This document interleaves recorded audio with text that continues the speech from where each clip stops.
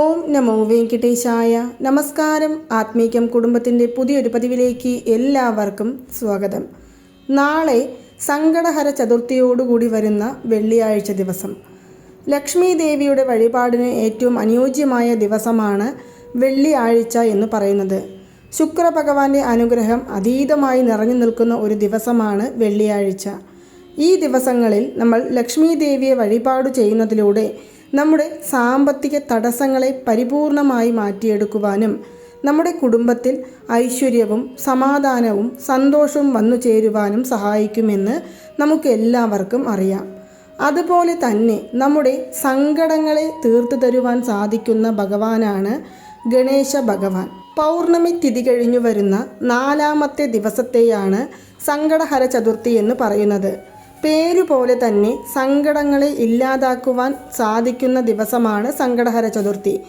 ഈ ദിവസത്തിൽ നമ്മൾ ഗണേശ ഭഗവാനെ പ്രാർത്ഥിച്ചു വന്നാൽ നമ്മുടെ ഏതു തരത്തിലുള്ള കഷ്ടപ്പാടുകളെയും മാറ്റിയെടുക്കുവാൻ സാധിക്കും. അങ്ങനെയുള്ള സങ്കടഹര ചതുർത്ഥി ദിവസം നാളെ വെള്ളിയാഴ്ചയോടുകൂടി വരുന്നതിനാൽ തന്നെ നമ്മുടെ ജീവിതത്തിൽ നമ്മൾ അനുഭവിക്കുന്ന സാമ്പത്തിക തടസ്സങ്ങൾ, ജീവിതത്തിൽ പണം ഇല്ല എന്നുള്ള ആ ഒരു വിഷമങ്ങൾ, മാത്രമല്ല കിട്ടാതെ നിൽക്കുന്ന ഒരുപാട് പണങ്ങൾ ഉണ്ടാകും.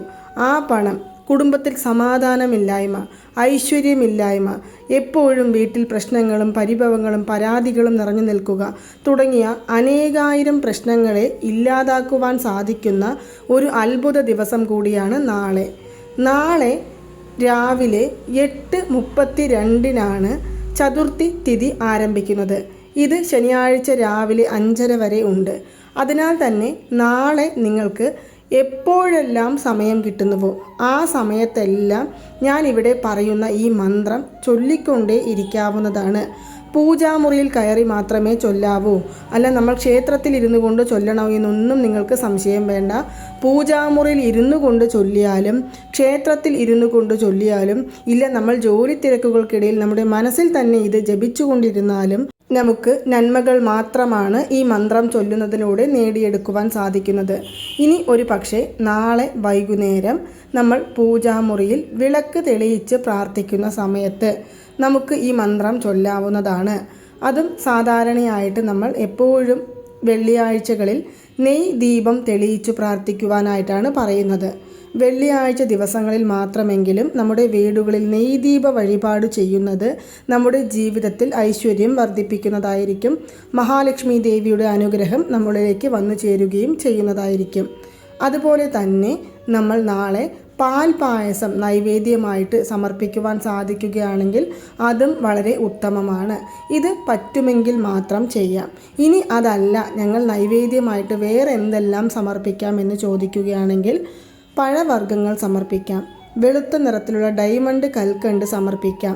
അതുപോലെ തന്നെ നമുക്ക് ഏതെങ്കിലും മധുര പലഹാരങ്ങൾ സമർപ്പിക്കാം. ഇങ്ങനെ സമർപ്പിച്ച് മഹാലക്ഷ്മി ദേവിക്ക് വെളുത്ത നിറത്തിലുള്ള മുല്ലപ്പൂ കൊണ്ട് മാലയോ അല്ലെങ്കിൽ നമ്മുടെ കൈകളിൽ ഏത് മാലയാണോ ഉള്ളത്, ഏത് പൂമാലയാണോ ഉള്ളത് അത് ചാർത്തി നമുക്ക് പ്രാർത്ഥിക്കാവുന്നതാണ്. ആദ്യം നമ്മൾ ചൊല്ലേണ്ട ഒരു മന്ത്രം എന്ന് പറയുന്നത് 108 തവണ ഞാൻ ഇവിടെ പറയുവാൻ പോകുന്ന ഈ ഒരു മന്ത്രമാണ്. അതുപോലെ തന്നെ നമ്മുടെ വീട്ടിലെ വിനായക ഭഗവാന്റെ പടത്തിന് നമ്മൾ കറുകപ്പുല്ല് നമുക്ക് എവിടെ നിന്നെങ്കിലും കിട്ടുമെങ്കിൽ അത് പറിച്ചു കൊണ്ടുപോയി നമ്മുടെ വീട്ടിൽ ഭഗവാന്റെ പടത്തിന് മുൻപിൽ വെക്കാവുന്നതാണ്. ഇനി ദീപം തെളിയിച്ചു കഴിഞ്ഞ് താഴെ ഇരുന്നു കൊണ്ട് താഴെ ഒരു തുണിയോ അല്ലെങ്കിൽ ശുദ്ധമായ ഒരു മനപ്പലകയോ അതും അല്ലെങ്കിൽ പുൽപ്പായിയോ വിരിച്ച് ഇരുന്നു കൊണ്ട് നമ്മൾ കണ്ണുകൾ അടച്ചുകൊണ്ട് ഈ മന്ത്രം 108 തവണ ചൊല്ലാവുന്നതാണ്. മന്ത്രം ഞാൻ ഇവിടെ കൊടുക്കാം. ഓം ഗം ശ്രീം മഹാലക്ഷ്മിയെ സ്വാഹ. ഓം ഗം ശ്രീം മഹാലക്ഷ്മിയെ സ്വാഹ. ഓം ഗം ശ്രീം മഹാലക്ഷ്മിയെ സ്വാഹ. ഈ മന്ത്രമാണ് 108 തവണ നാളെ ചൊല്ലേണ്ടത്. അതിനുശേഷം നമുക്ക് മഹാലക്ഷ്മി ദേവിയുടെ അഷ്ടകം ചൊല്ലാവുന്നതാണ്, മഹാലക്ഷ്മി ദേവിയുടെ മന്ത്രം ചൊല്ലാവുന്നതാണ്, വിനായക ഭഗവാന്റെ മന്ത്രങ്ങൾ അറിയുന്നത് നമുക്ക് ചൊല്ലാവുന്നതാണ്. ഇത് വൈകുന്നേരം ദീപം തെളിയിച്ച് നമ്മുടെ വീടുകളിൽ ഇരുന്നു കൊണ്ടോ അല്ലെങ്കിൽ ക്ഷേത്രത്തിൽ നമ്മൾ ദർശനത്തിന് പോകുമ്പോൾ അവിടെ ഇരുന്നു കൊണ്ടോ ചൊല്ലാവുന്ന മന്ത്രമാണ്. അതുപോലെ തന്നെ നാളെ ക്ഷേത്ര ദർശനം നടത്താൻ സാധിക്കാത്തവർക്കും അതുപോലെ വീടുകളിൽ ദീപം തെളിയിക്കാൻ സാധിച്ചില്ല എന്ന് പറയുന്നവർക്കുമെല്ലാം ചൊല്ലാവുന്നതാണ്. ഏതു സമയത്തു വേണമെങ്കിലും നമ്മൾ ഈ മനസ്സിൽ ഈ മന്ത്രം ചൊല്ലിക്കൊണ്ടിരിക്കാവുന്നതാണ്. നമ്മൾ തുടർച്ചയായിട്ട് എത്ര തവണ ചൊല്ലണമെന്ന് ചോദിക്കുകയാണെങ്കിൽ സാധാരണ 108 പ്രാവശ്യമാണ് ഇത് ചൊല്ലേണ്ടത്. എങ്കിലും നമ്മുടെ മനസ്സുകളിൽ നമ്മൾ എപ്പോഴും ഈ മന്ത്രം ജപിക്കുന്നതിലൂടെ നമ്മുടെ സകലവിധ തടസ്സങ്ങളെയും മാറ്റിയെടുക്കുവാൻ സാധിക്കും. ഇനി ഈ മന്ത്രം ചൊല്ലുമ്പോൾ ശ്രദ്ധിക്കേണ്ട കാര്യം, പുലവാലായ്മ ഉണ്ടെങ്കിലോ നോൺ വെജ് കഴിച്ചിട്ടുണ്ടെങ്കിലോ പീരിയഡ്സ് ആണെങ്കിലോ ഈ മന്ത്രം ചൊല്ലരുത്. മറിച്ച് നമുക്ക് ഏതൊരു സാഹചര്യത്തിൽ വേണമെങ്കിലും ഈ മന്ത്രം നാളെ മുഴുവനായും നമുക്ക് ചൊല്ലിക്കൊണ്ടിരിക്കാം. ഏതൊരു കാര്യങ്ങൾക്കിടയിൽ വേണമെങ്കിലും നമ്മുടെ മനസ്സിന് സമാധാനം കിട്ടുവാനായും ഗണേശ ഭഗവാന്റെ അനുഗ്രഹത്തിനായും ലക്ഷ്മി ദേവിയുടെ പരിപൂർണ കൃപ കടാക്ഷത്തിനായും നമുക്ക് ഈ മന്ത്രം ജപിച്ചു കൊണ്ടിരിക്കാവുന്നതാണ്. ഇനി ഒരു പക്ഷേ നാളെ വൈകുന്നേരം ദീപം തെളിയിക്കുവാനോ മന്ത്രം ചൊല്ലുവാനോ സാധിച്ചില്ല എന്ന് പറയുന്നവരാണെങ്കിൽ ശനിയാഴ്ച രാവിലെ 5:30 വരെയും ചതുർത്ഥി തിഥി ഉള്ളതിനാൽ തന്നെ ശനിയാഴ്ച രാവിലെ ബ്രഹ്മ മുഹൂർത്ത സമയത്ത് നമ്മുടെ വീട്ടിലെ പൂജാമുറിയിൽ ദീപം തെളിയിച്ചുകൊണ്ട് ഈ മന്ത്രം ചൊല്ലി നമുക്ക് പ്രാർത്ഥിക്കാം. ഇനി അഥവാ നിങ്ങൾക്ക് നാളെ ഒന്നും ചൊല്ലാൻ സാധിച്ചില്ല എന്ന് പറയുകയാണെങ്കിൽ നമ്മൾ കിടക്കുന്നതിന് മുന്നേ കൈയും മുഖവും കഴുകിക്കൊണ്ട് നമ്മുടെ കട്ടിലിന് മുകളിൽ ഇരുന്നു കൊണ്ടോ അല്ലെങ്കിൽ താഴെ തറയിൽ കിഴക്കു ദിശ നോക്കി ഇരുന്നു കൊണ്ടോ നമുക്ക് ഈ മന്ത്രം കണ്ണുകൾ അടച്ചിരുന്നു കൊണ്ട് 108 തവണ ജപിച്ചു കിടക്കാവുന്നതാണ്. പലതരത്തിലുള്ള അത്ഭുത ഫലങ്ങൾ നേടിത്തരുന്ന ഒരു മന്ത്രമാണ് ഞാൻ ഇപ്പോൾ ഇവിടെ പറഞ്ഞത്.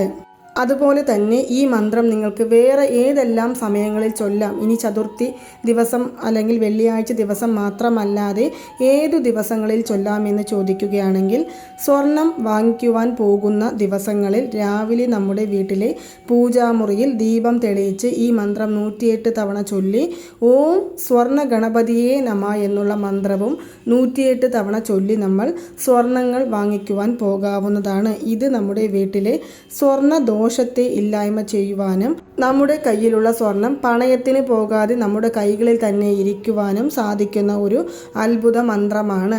പലരും പരീക്ഷിച്ചു നോക്കി ഫലം കണ്ട ഒരു മന്ത്രമാണ് ഓം സ്വർണ്ണ ഗണപതിയേ നമ എന്നുള്ള മന്ത്രം. പലരും പറയും ഇപ്പോൾ സ്വർണം വിൽക്കുന്ന വിലയ്ക്ക് നമുക്ക് സ്വർണം വാങ്ങിക്കാൻ പോകാൻ സാധിക്കുമോ എന്ന്. ഒരു തരി പൊന്നെങ്കിലും വാങ്ങിക്കുവാൻ ആഗ്രഹമില്ലാത്ത ആരും തന്നെ ഉണ്ടാകില്ല.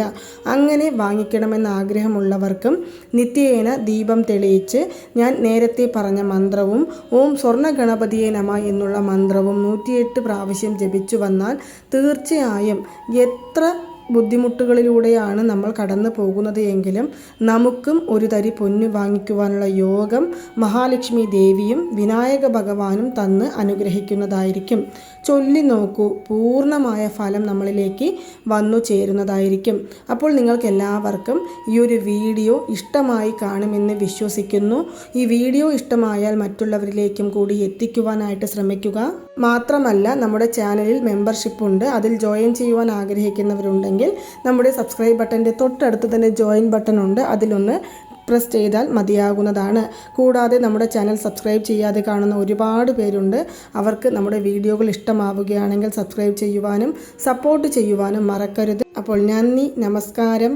ഓം നമോ നാരായണ. ഓം നമോ വെങ്കിടേശായ നമ.